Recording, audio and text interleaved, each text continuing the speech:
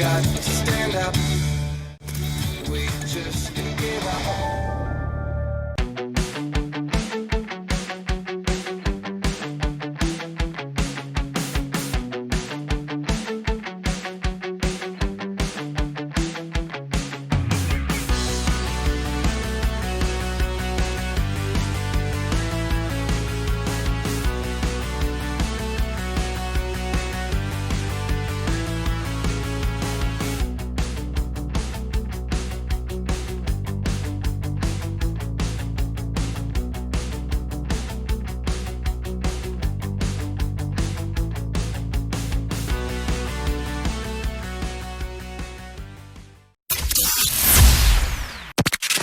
Herzlich willkommen bei Energy Hit Music Only.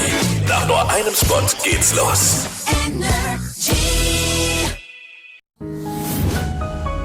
Culto de Gignac con el pastor Josepi. Los días de culto de martes a jueves a domingo a las 6:30 de la tarde. En la iglesia de Gignac con los pastores Josepi y Pipao. No te lo pierdas, os esperamos a las 6:30 de la tarde. Dios su bendiga. We got to stand up. We just can't give up.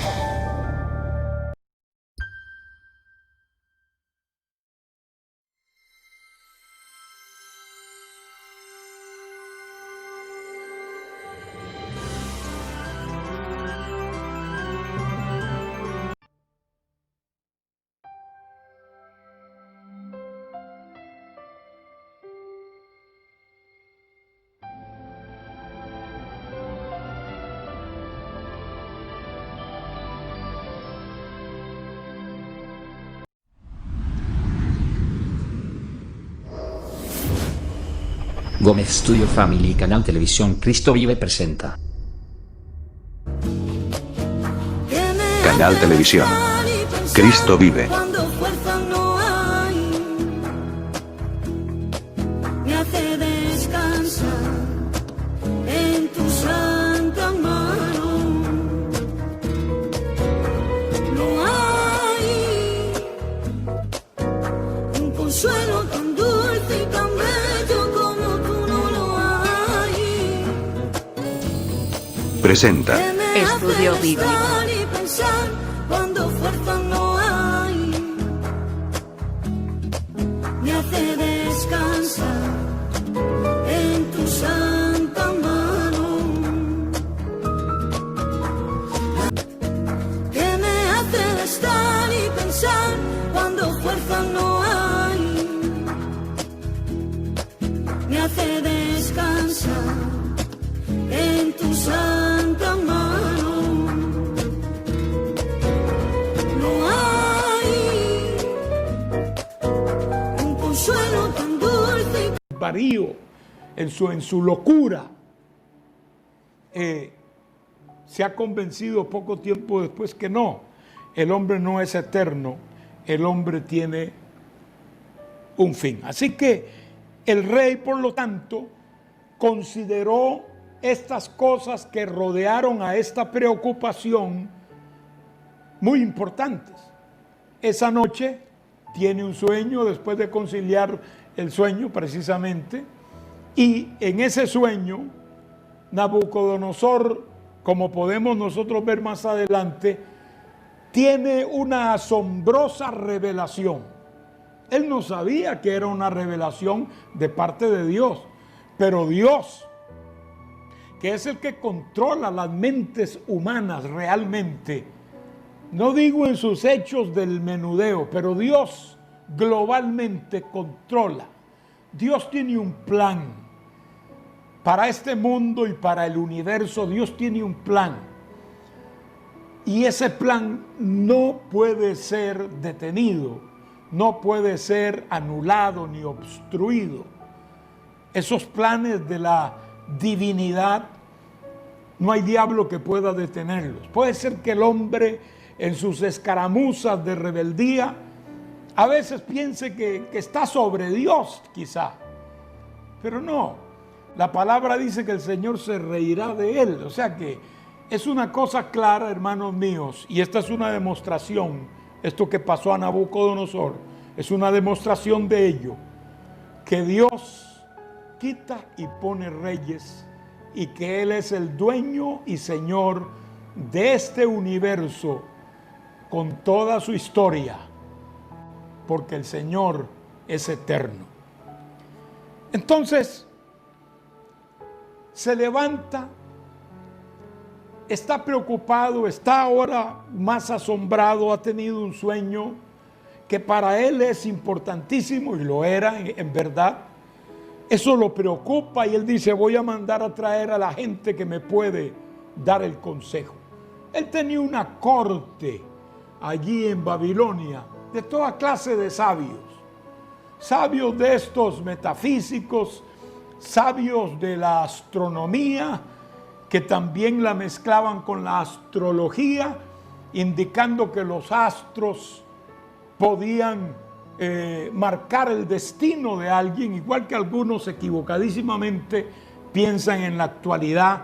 Por eso los horóscopos y todas estas cosas, en aquel tiempo, de hecho, los babilonios inventaron o descubrieron, ¿verdad?, las constelaciones, y de allí inventaron los horóscopos, y para ellos esto era muy importante. Todo rey babilónico tenía una corte llena de astrólogos, de caldeos, de adivinos, de magos, que le aconsejaban. Y él manda a traer, aquí menciona los títulos de esta gente que él tenía a su servicio, y les dice a ellos, he tenido un sueño que ha perturbado mi espíritu.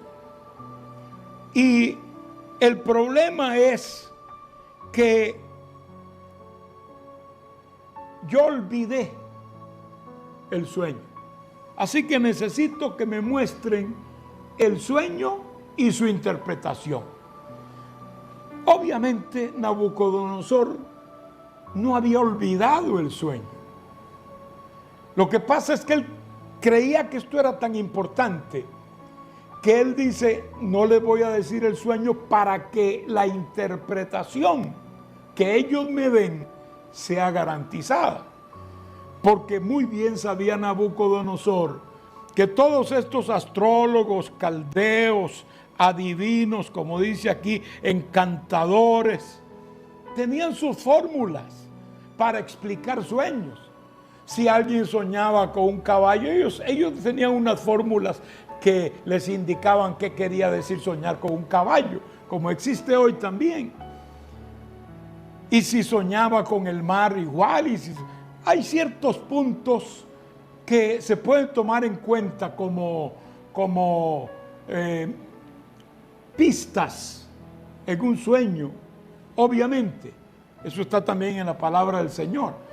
Pero eso de tener una tabla de fórmulas, Nabucodonosor lo sabía y él no quería que le vinieran con eso, porque el asunto era demasiado serio como para ser interpretado por fórmulas que habían inventado sus propios ayudantes. Entonces le dice, yo olvidé el sueño, y si no me interpretan ese sueño y no me dicen ese sueño, yo los condeno a muerte, van a ser despedazados y su casa se convertirá en un muladar, y no solo ustedes, su familia también. Era una cuestión muy seria, porque el rey estaba ofuscado, de verdad que estaba ofuscado, y los ayudantes de él, estos caldeos, adivinos, encantadores y magos, dijeron, pues es que nunca nadie ha preguntado una cosa así.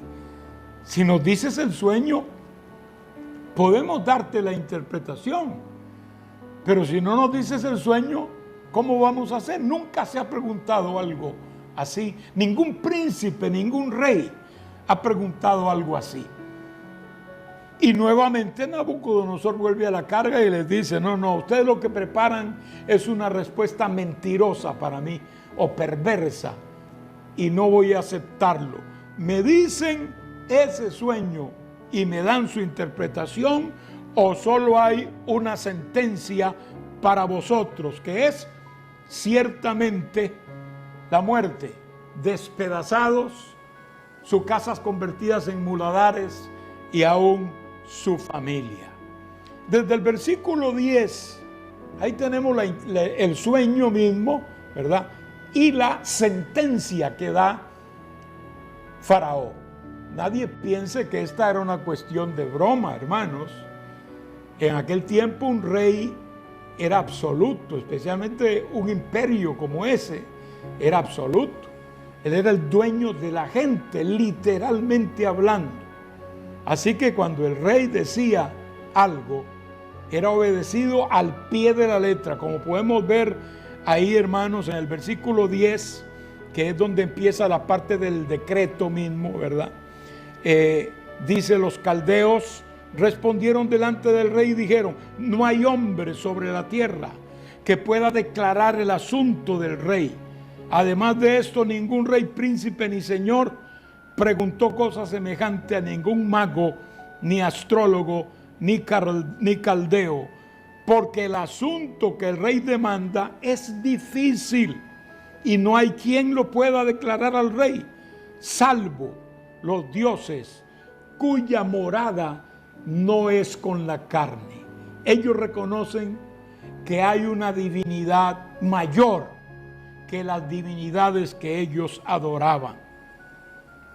Por esto el rey, con ira y con gran enojo, mandó que matasen a todos los sabios de Babilonia, y se publicó el edicto de que los sabios fueran llevados a la muerte, y buscaron a Daniel y a sus compañeros para matarlos. A ellos no los buscaron para que a ver si ellos podían hacer algo o para avisarles que se prepararan. Los fueron a buscar para arrestarlos y llevarlos a la muerte. Por eso decía antes que las ejecuciones ya habían empezado.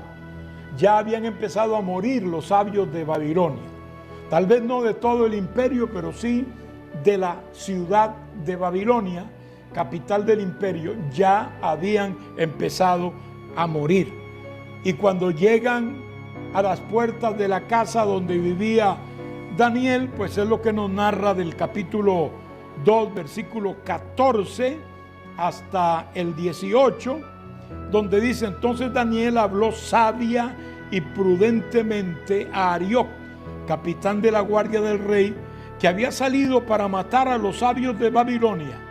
Habló y dijo a Arioc, capitán del rey: ¿cuál es la causa de que este edicto se publique de parte del rey tan apresuradamente?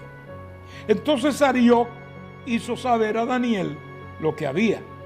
Y Daniel entró y pidió al rey que le diese tiempo y que él mostraría la interpretación al rey.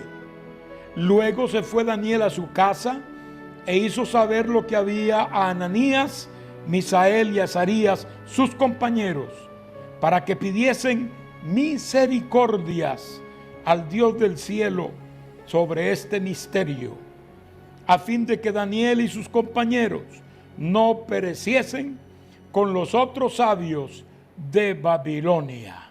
Hermanos míos, este decreto, contenido hasta el versículo 13, se empezó a cumplir. Y cuando llegan donde este hombre de Dios, lo sorprende. Lo sorprende porque nadie esperaba una cosa así. Una cosa así se puede entender. Daniel no estaba en la corte con astrólogos, caldeos y adivinos. Él y sus compañeros pertenecían al gremio. Noten que esto acontece en el segundo año de Nabucodonosor, o sea, estaba empezando apenas. También por eso su preocupación. Estaba empezando apenas su reinado. En el año 2 de Nabucodonosor sería el 3 para los jóvenes, Daniel y sus compañeros. ¿Por qué el 3? Porque los babilonios no contaban el primer año de un rey como parte de la cantidad de tiempo que iba a reinar, sino que empezaban a contar uno desde el año 2, porque el año 1 era un tiempo como de inauguración.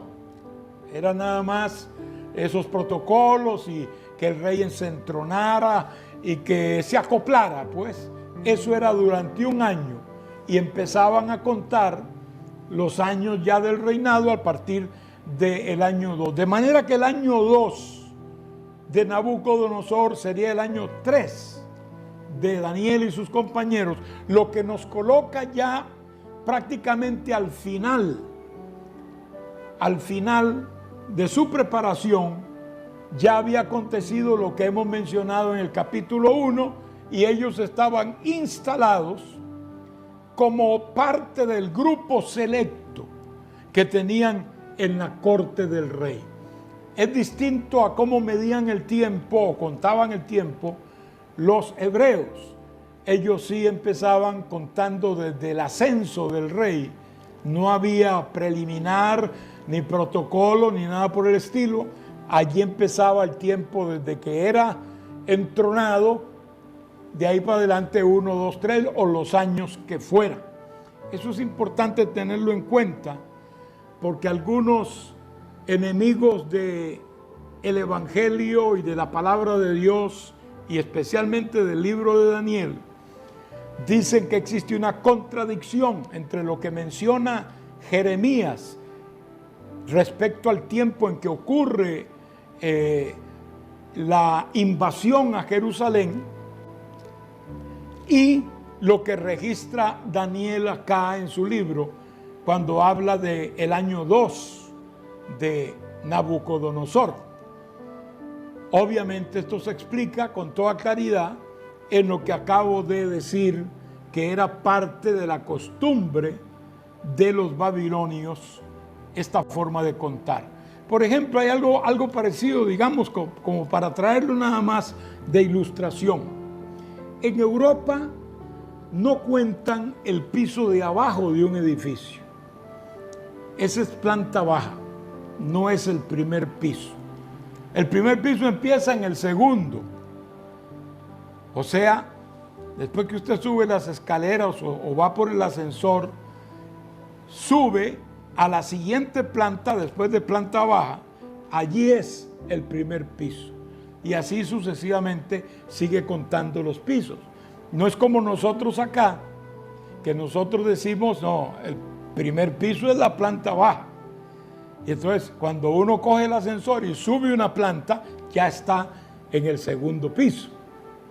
Creo que es más claro ese concepto, ¿no? El primero y el segundo piso sería la próxima planta después de planta baja. Pero en Europa no acostumbran así. Si usted va a Italia o si va a la misma España, etcétera, etcétera, va a ver que cuentan los pisos de los edificios a partir del piso segundo y en este caso sería el primero. Bueno, cualquiera se equivocaría diciendo ese edificio tiene 20 pisos. Y alguien cuenta y dice, no, tiene 21. Bueno, el que dice que tiene 21 porque está acostumbrado a la forma de contar como nosotros lo hacemos, pues tiene razón. Pero el que dice que tiene 20 porque está contando según se cuenta allá, también tiene razón. Esa es la forma como podemos explicar esta parte. Así que era reciente el tiempo en que había empezado a gobernar el rey Nabucodonosor. De manera pues que corresponde perfectamente a los 3 años de preparación de Daniel y sus ayudantes o sus amigos, que ya eran considerados sabios. Mire usted que los van a buscar para matarlos. La orden era: maten a todos los sabios de Babilonia, sabios de toda clase, caldeos, astrólogos, adivinos, encantadores, todos hay que matarlos por orden del rey. Es cuando Daniel pide el favor, pero con gran delicadeza, con gran calidad, diríamos, calidad humana. Daniel le dice al capitán que viene a llevarlo preso que le dé un tiempito, que le permita nada más buscar la respuesta, que le dé unos días para buscar esa respuesta. Y como este capitán Arioc era una persona entendida también, pues vio que Daniel habló en serio, porque él se dio cuenta que Daniel era un hombre sabio. Seguramente lo acontecido en tiempos anteriores había llegado, aunque sea a medias, a oídos de él. Daniel era conocido ya, igual que sus amigos. Entonces él le pide a Arioc que le dé un tiempo, y Arioc accede, pero antes de eso él va a ver al rey, y el rey le permite, porque era el rey el que tenía obviamente que ordenar, le permite a Daniel ese tiempo, y es cuando Daniel convoca a sus amigos a un tiempo de búsqueda de Dios, de intensa oración, de petición a Dios. Y hay algo muy importante que debemos resaltar aquí, hermanos.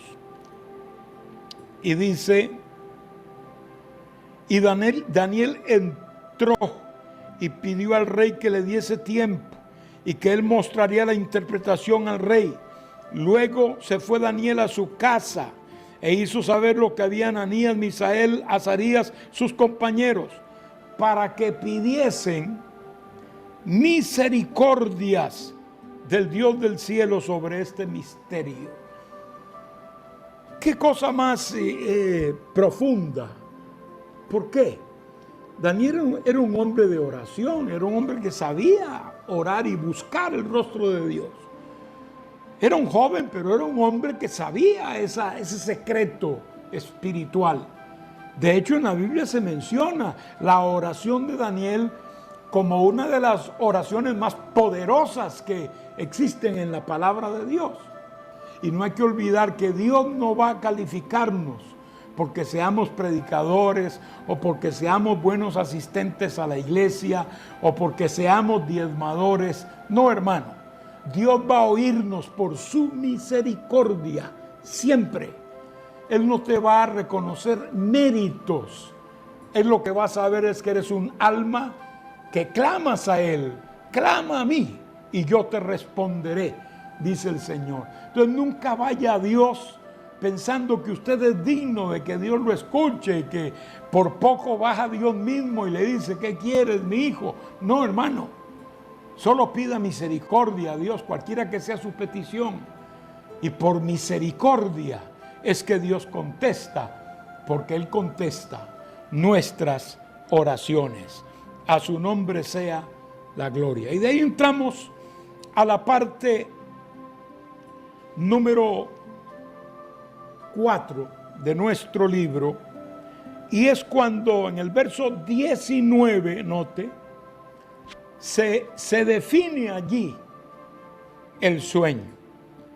Entonces el secreto fue revelado a Daniel en visión de noche.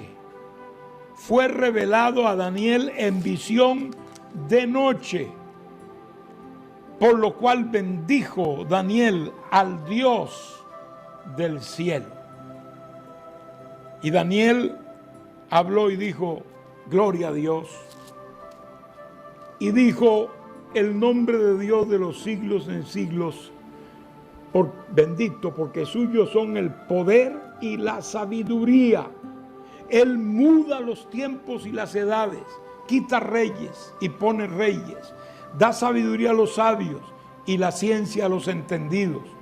Él revela lo profundo, lo escondido, conoce lo que está en tinieblas y con Él mora la luz. A ti, oh Dios de mis padres, te doy gracias y te alabo, porque me has dado sabiduría y fuerza, y ahora me has revelado lo que te pedimos, pues nos has dado a conocer el asunto del rey. Después de esto fue Daniel a Arioc, el capitán el cual el rey había puesto para matar a los sabios de Babilonia, y le dijo así: no mates a los sabios de Babilonia, llévame a la presencia del rey y yo le mostraré la interpretación. Entonces Arioc llevó prontamente a Daniel ante el rey y le dijo así: he hallado un varón de los deportados de Judá, el cual dará al rey la interpretación.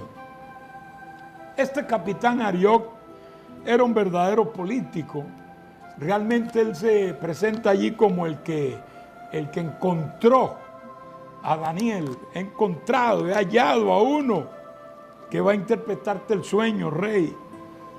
Realmente eso no lo hizo él. Daniel fue el que habló con él y le dijo cómo eran las cosas con el Dios verdadero. Y fue entonces Daniel mismo el que se presentó ante él y le dijo: ya tengo la respuesta. Pero bueno, de todas maneras, Arioc, político al fin, pero se portó bien. Gloria al nombre del Señor. En esta parte, hermanos, que representa, o nos presenta, mejor dicho, la definición de este sueño, ¿verdad? Encontramos cómo se hace el protocolo que en el versículo 25 comienza cuando Arioc introduce a la presencia del rey a Daniel. Pero algo que tenemos que resaltar es el hecho de que Daniel habla con una seguridad. Dice: yo tengo la interpretación y tengo el sueño, llévame al rey, para dársela al rey la interpretación. O sea, no duda. Quiere decir que está seguro que lo que ha recibido es de parte de Dios. Respondió el rey y dijo: Daniel, al cual llamaban Belsasar, ¿podrás tú hacerme conocer el sueño que vi y su interpretación? Daniel respondió delante del rey diciendo: el misterio que el rey demanda, ni sabios, ni astrólogos, ni magos, ni adivinos lo pueden revelar. Ya Nabucodonosor se habrá inquietado, ¿no? Habrá dicho: afilen la espada. Pero hay un Dios en los cielos, allí cambia la cosa, el cual revela los misterios, y él ha hecho saber al rey Nabucodonosor lo que ha de acontecer en los postreros días. He aquí tu sueño y las visiones que has tenido en tu cama. Gloria al nombre del Señor. Allí está ahora Daniel diciéndole al rey: no es ningún astrólogo, ningún adivino, ningún aventurero de estos que hay aquí, ningún sátrapa de estos que tú has nombrado, el que puede darte la interpretación. No hay nadie, pero hay uno allá arriba. Eso es lo que siempre decimos, hermano. Hay uno allá en el cielo. No importa cuál sea tu condición y tu situación, recuerda que hay uno allá arriba. Eso es lo que no hay que olvidar. Eso es lo que no hay que permitir que el diablo nos robe: nuestra fe, nuestra confianza, el ver al Dios en su trono, el ver al Señor gobernando y mandando en toda la historia humana. Hermanos míos, por la fe, porque no es algo que vemos con ojos físicos, pero sí por la fe. Es algo que debemos mantener para gloria de Dios, y que eso inyecte fuerza, que inyecte fidelidad, que inyecte confianza en el Señor para seguir adelante y hacer lo que Dios nos ha mandado a hacer. Estando tú, oh rey, en tu cama, te vinieron pensamientos por saber lo que había de ser en lo porvenir. Noten que es en lo porvenir. Eso es muy importante tenerlo en cuenta.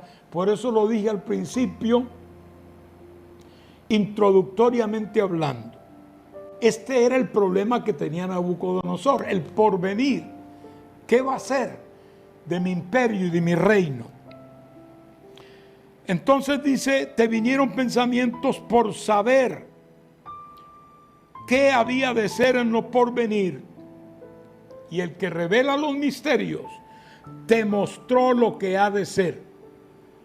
Y a mí me ha sido revelado este misterio, no porque en mí haya más sabiduría que en todos los vivientes, sino para que se dé a conocer al Rey la interpretación y para que entiendas los pensamientos de tu corazón. Otra vez sale a relucir el oro en la personalidad de Daniel.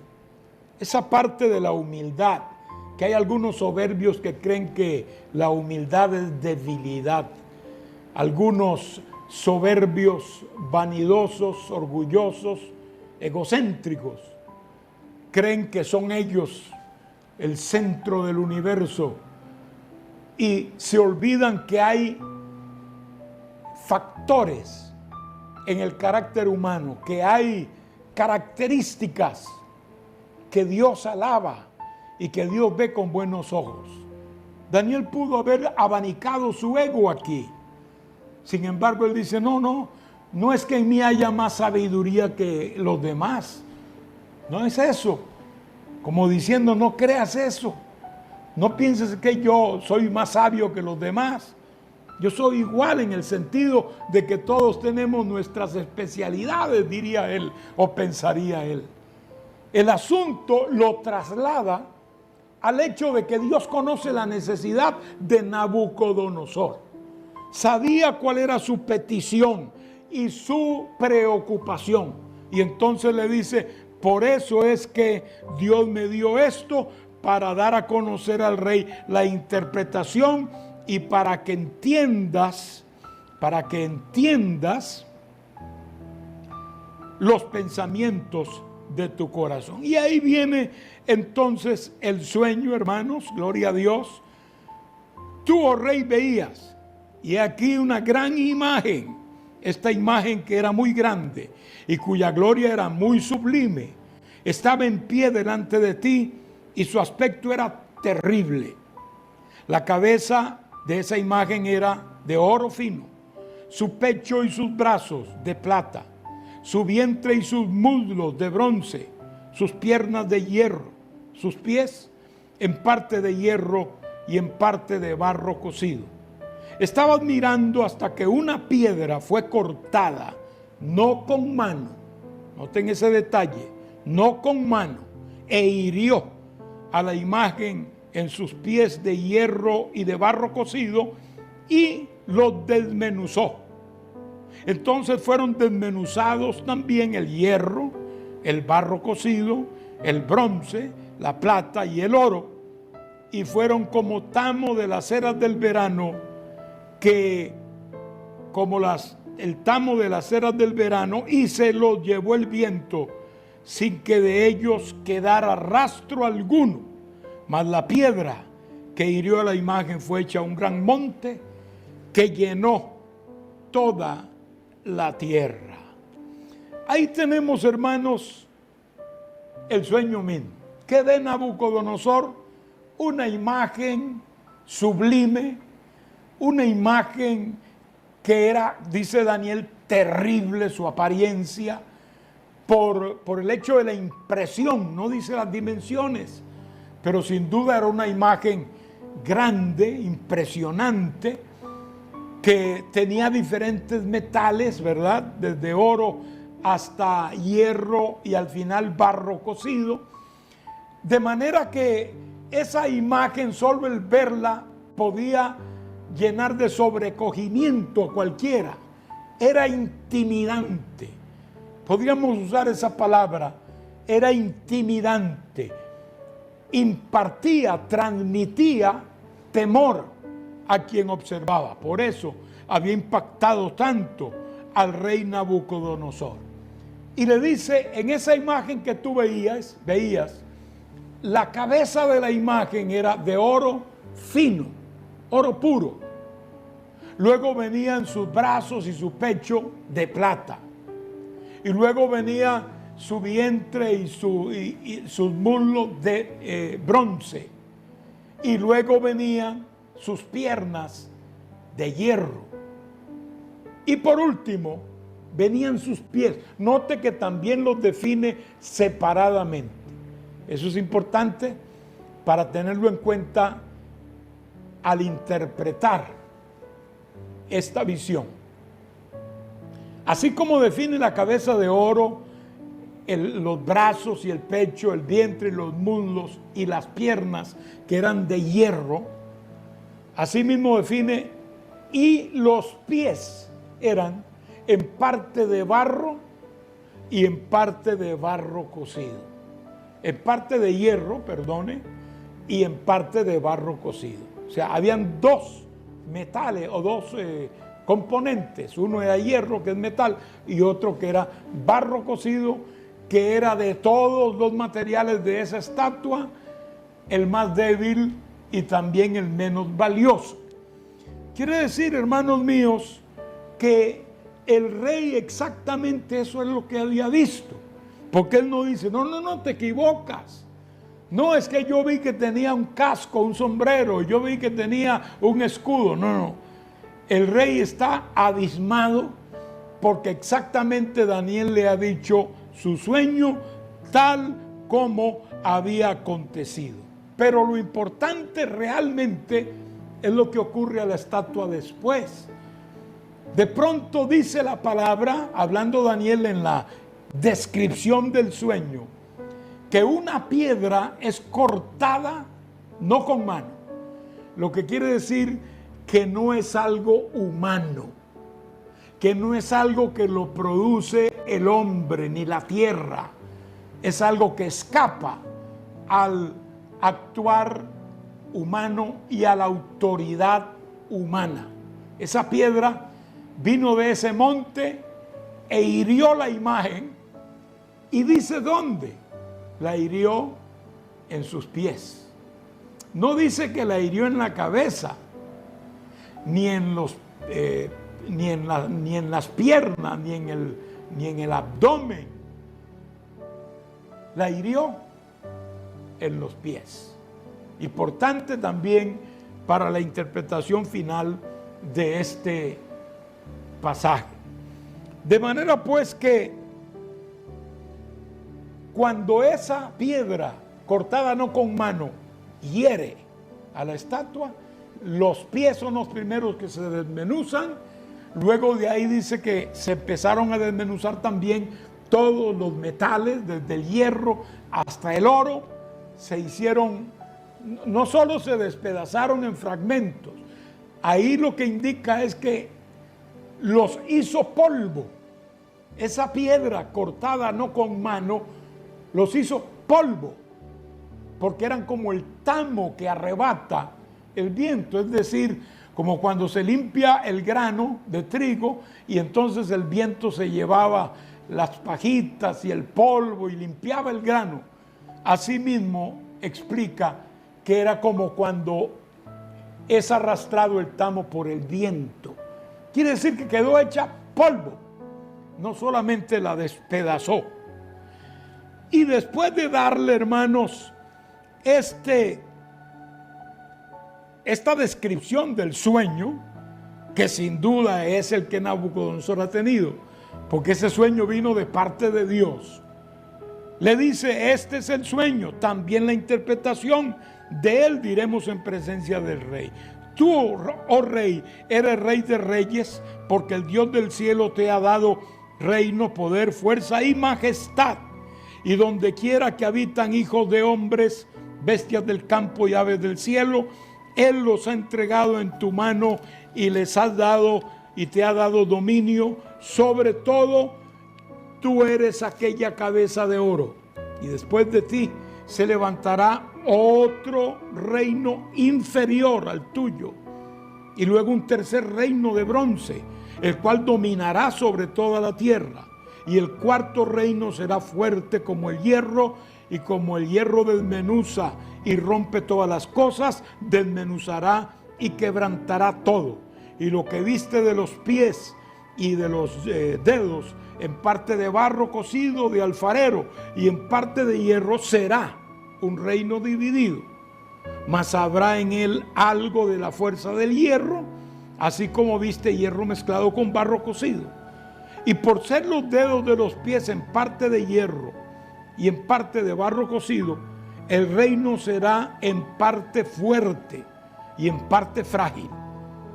Así como viste el hierro mezclado con barro, se mezclarán por medio de alianzas humanas, pero no se unirán el uno con el otro, como el hierro no se mezcla con el barro. El 44 es muy interesante, hermanos.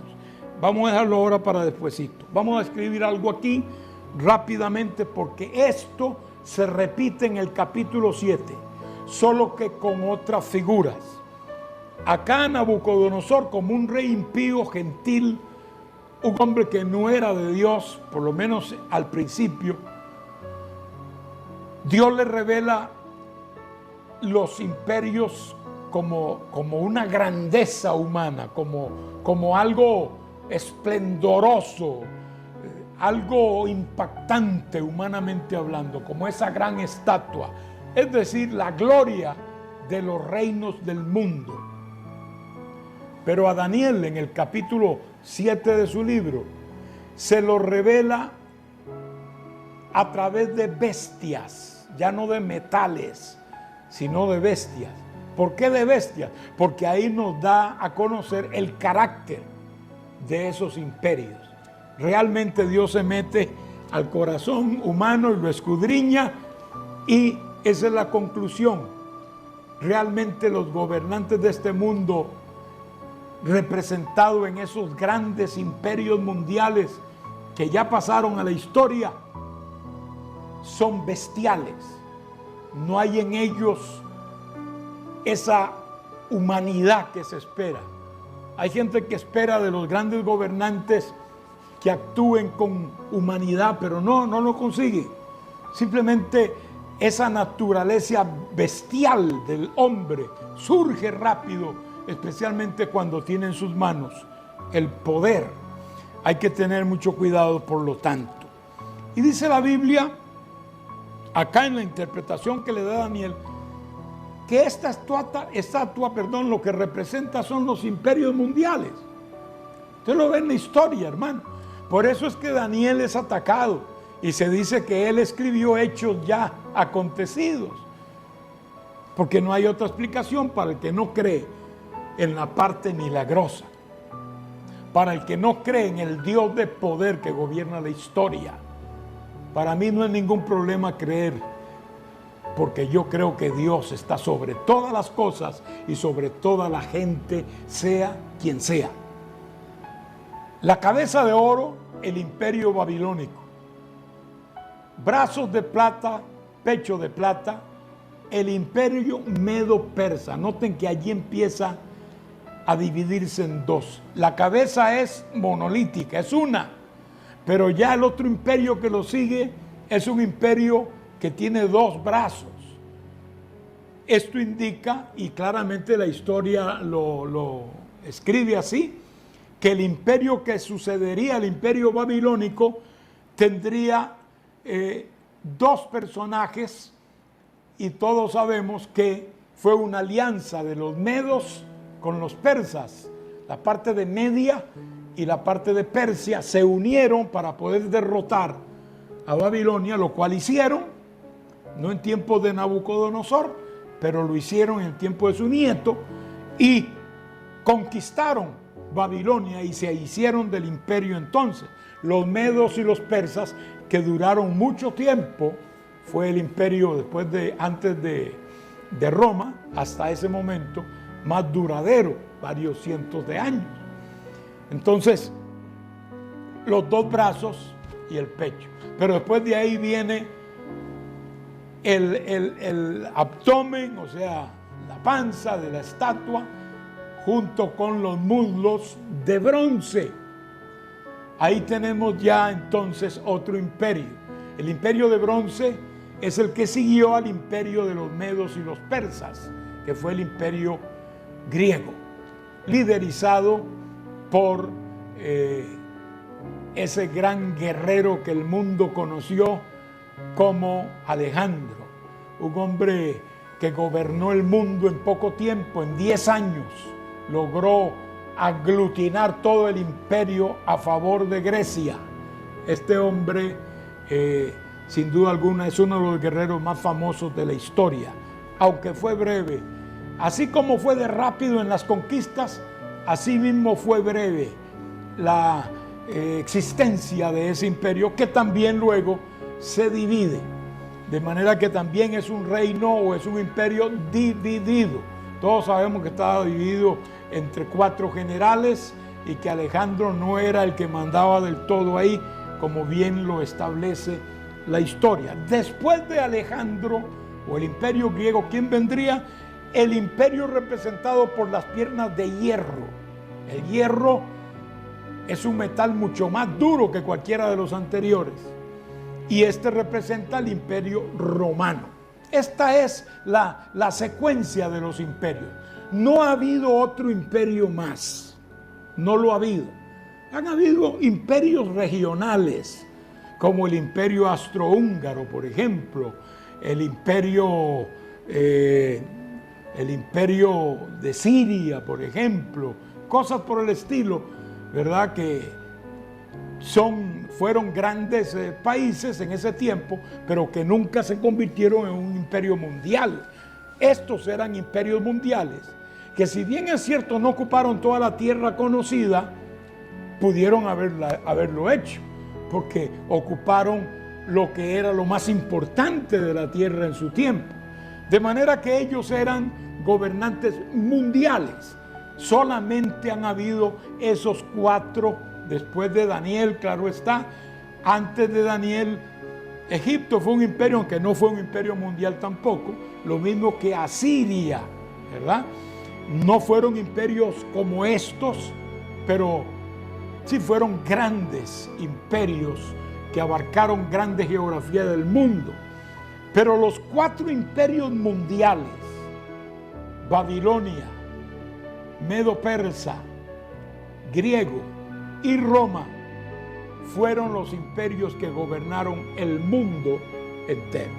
Así que no se equivocó Daniel, los situó en el orden preciso y exacto, y no porque hubiera hecho un recuento de hechos pasados u ocurridos, sino porque Dios le reveló. Aquí está, hermano.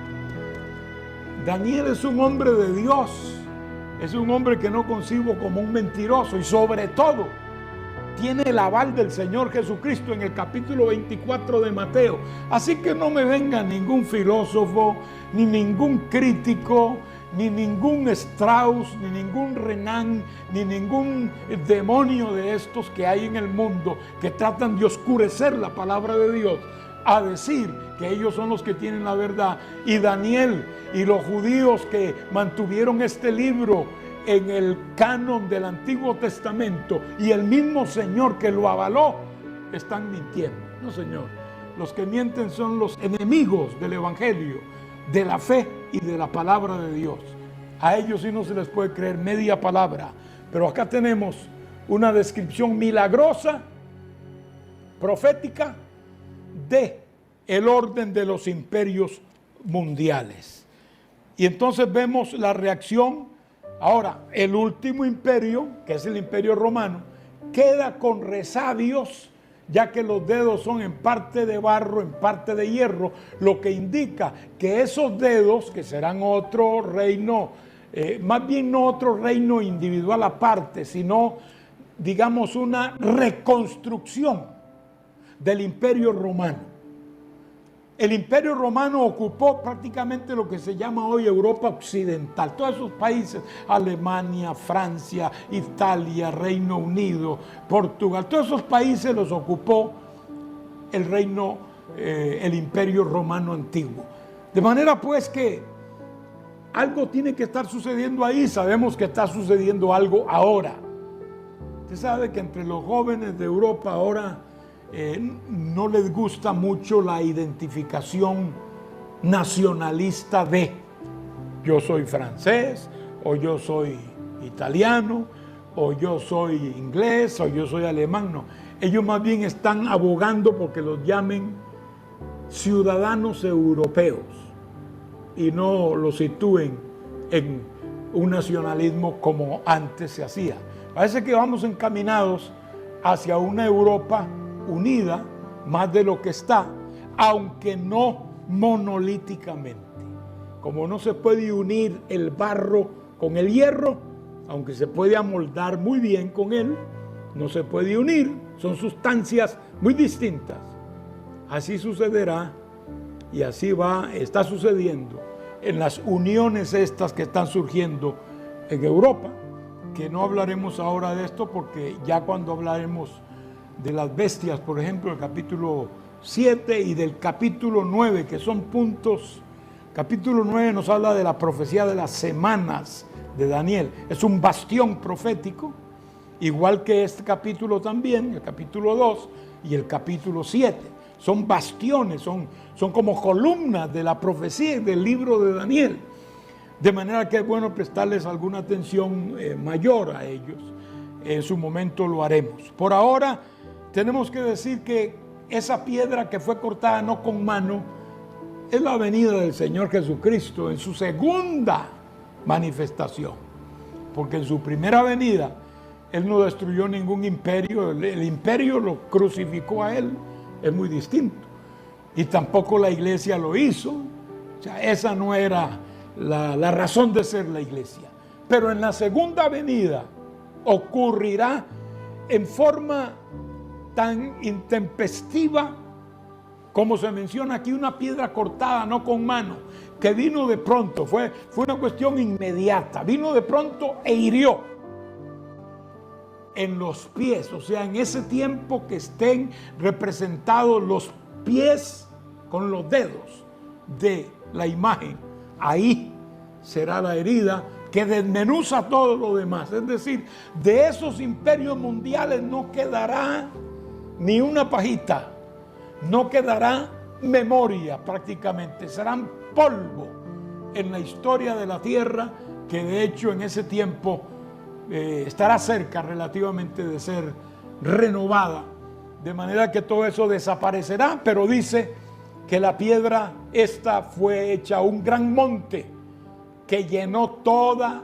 la tierra, es decir, el reino de Dios gobernará la tierra como está establecido en la palabra del Señor. Cristo en su segunda venida inaugurará su reino milenial. Entonces el rey Nabucodonosor se postró sobre su rostro y se humilló ante Daniel, mandó que le ofreciesen presentes e incienso, y el rey habló a Daniel y dijo: ciertamente el Dios vuestro. Este es el otro gancho al hígado, como dicen los boxeadores. Entonces el rey engrandeció a Daniel y le dio muchos honores y grandes dones. Pero antes dice: ciertamente el Dios vuestro es Dios de dioses y Señor de señores, el que revela los misterios, pues pudiste revelar este misterio. Verso 49, y Daniel solicitó al rey y obtuvo que pusiera sobre los negocios de la provincia de Babilonia a Sadrach, Mesach y Abednego, y Daniel estaba en la corte, ahora sí, en la corte del rey. Daniel llegó a ser aquí el primer consejero de Nabucodonosor y llegó a ser el primer ministro de el imperio babilónico, sin duda por causa de la bendición de Dios sobre él. Fue un hombre sabio y entendido y sobre todo espiritual. Este es el capítulo 2. Lo principal que se nos debe quedar es esa estatua cuyos metales, que son 4 más el barro cocido, representan cada uno un imperio. Eso está claro en la historia como está claro aquí en la Biblia. Eso no se puede desmentir. Nadie puede decir que eso no ocurrió. Así que damos gloria a Dios por la exactitud de la palabra. Y apenas estamos empezando, Cuando entremos a capítulos posteriores vamos a ver exactitudes, pero detalladas, tremendas, sobre profecía del libro de Daniel. Para mí ha sido motivo de gozo, hermanos. Dios me les bendiga. Oremos. Padre, te damos gracias en esta hora porque nos has dado sabiduría para poder impartir tu palabra. Gracias por tu ayuda. Pido la bendición para cada obrero, para cada pastor, para cada hermano. Pido que des bálsamo a aquellos que han perdido seres queridos en medio de esta pandemia, Señor, y que guardes a tu pueblo, Dios mío. Toma control de toda situación. Abre puertas, Señor, para que pueda hallarse la luz al final del túnel. Bendice, Dios mío, a los que están enfermos. Impárteles confianza y fe en ti. Y también, Padre, sanidad. En el nombre de Jesús te lo pido. Amén, mi Dios. Amén, Señor. Has decidido marcharte por causa que trae la vida. Has conseguido alejarte y ahora sangran tus heridas. La economía te invade y sufres por tu familia. Y a la mañana siguiente y empieza el mismo día. La enfermedad se ha llevado ya lo que tú más querías. Y ahora llora esa familia, se le marchó la alegría. Solo ha cambiado de sitio por otro que es más hermoso. Solo decirte, mi hermano,